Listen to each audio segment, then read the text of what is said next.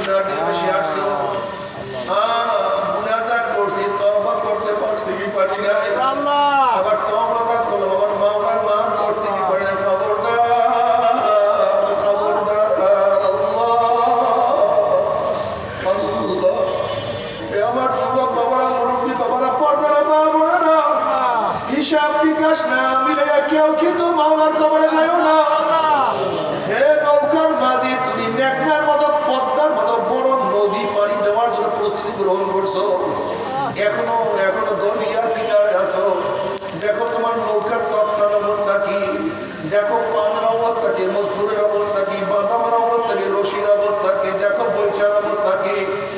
মাঝি খবরদার, পচা তক্তার নৌকা নিয়ে সাগরের মধ্যে, দরিয়ার মধ্যে পানি দিও না। মেঘনার মতো বিশাল নদী দেখা যায় না, বিশাল তুফান, বিশাল বাতাস, অনেক উঁচু হইয়া তুফান শুরু হয়ে গেছে।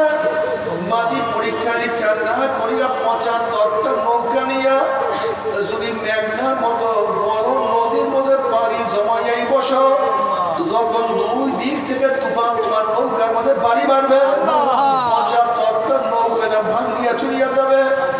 যখন বাতাস তোমার বাদামের উপরে চাপ মারবে, পচা কাপড়ে ফানা ছিঁড়িয়া যাবে, রশি টাস ছিঁড়িয়া যাবে, বৈঠা দাঁড় ভাঙ্গিয়া যাবে।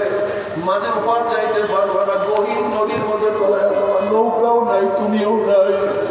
হে সাড়ে নৌকার মাঝি